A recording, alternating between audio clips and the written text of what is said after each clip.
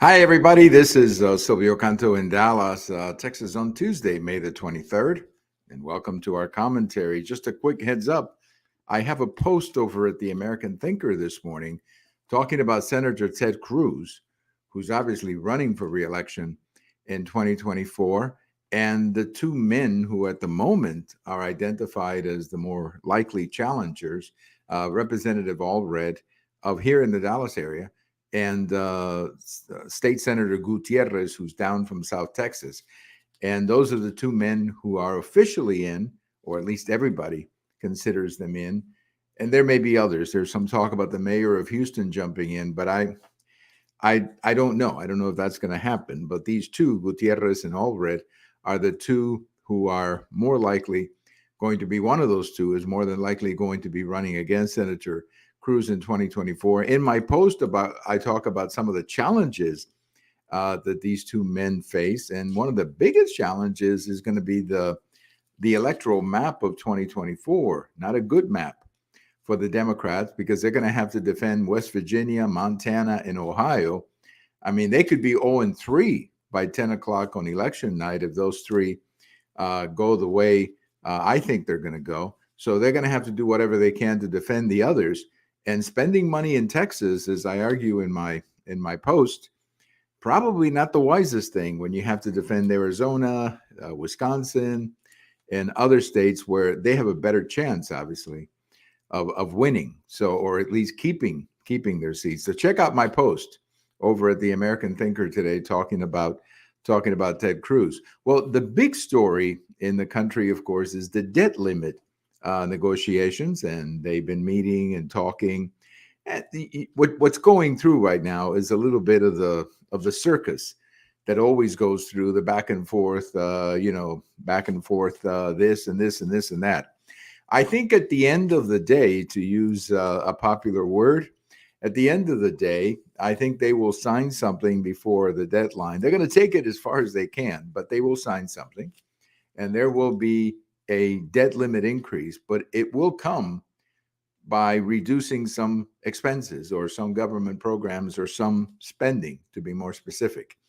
And that's because I think Speaker McCarthy has a stronger hand and has a much better political position than President Biden. It's very difficult for President Biden to somehow believe that he can just sit there and say there's going to be no pending spending cuts. That's just politically not going to fly. So I think the speaker is handling this right.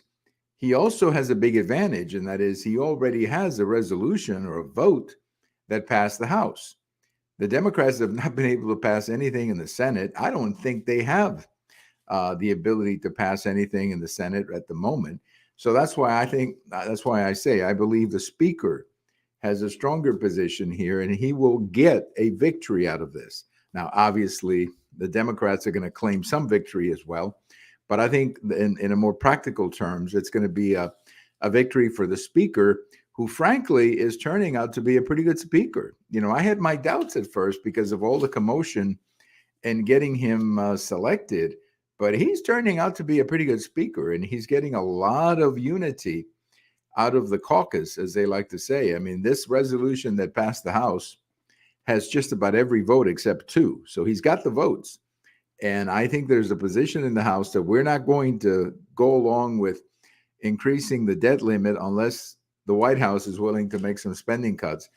And if you look at some of the popularity polls, that position is more popular than just doing a clean debt limit resolution. So I think the speaker is going to win. Is going to win this case, but they're going to take it to the very end for political reasons on the White House side. A couple of stories in the news today. The NAACP has apparently decided to declare war on the state of Florida. I guess they're angry with the governor. Not exactly why, but they're angry with Governor DeSantis. What makes this story even more ridiculous is that they're telling people not to go to Florida, but the chairman of the NAACP lives in Tampa, Florida. So, I mean, that's ridiculous.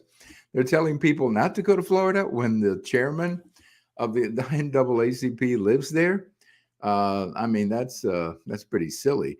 I also think the NAACP underestimates the number of African Americans who have moved to Florida for the same reason that lots of people are moving to Florida or Texas, and that is quality of life and a better economic opportunity. I think they completely underestimate that. And that's the reason why they come up with some of these ridiculous things, like a travel ban on Florida because of Governor DeSantis. Governor DeSantis is pretty popular in Florida.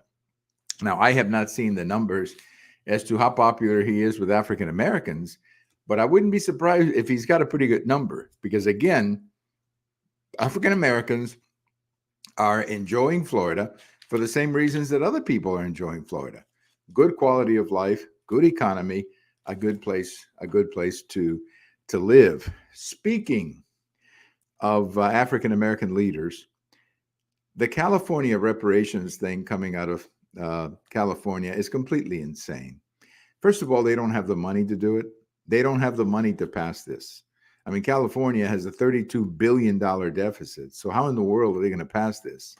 I mean, they're going to have to figure out how they raise taxes or cut spending to make up for the $32 billion deficit. So you can forget for the time being any kind of reparations or any checks going out to people. But I think I don't believe this reparation law or whatever or resolution or whatever would survive the courts. I think it would be challenged in the courts and defeated. I mean, it's completely ridiculous to have people in 2023 pay for something that happened 400 years ago. And furthermore, California was not a slave state. So California never had slavery. Now, there probably are some people in California who have slavery in their past. That's obviously possible, but it was never the policy of California to support slavery. So again, this is another example of, once again, how disconnected from, I believe, the African American population, the leadership of the NAACP and many of these reparation activists. I think it just shows you how disconnected, I think, from the reality they are. Well, President Biden was speaking again, I think, during his trip to Japan. And once again, he said that his son died in Iraq. His son did not die in Iraq. Now, I'm not trying to underestimate or downplay the death of a son. I'm sure that was quite painful for him, as it would be for anybody. But his son died of brain cancer in 2015. He didn't die in Iraq. He was not killed in Iraq, as where roughly 4,000 other heroes who died in Iraq.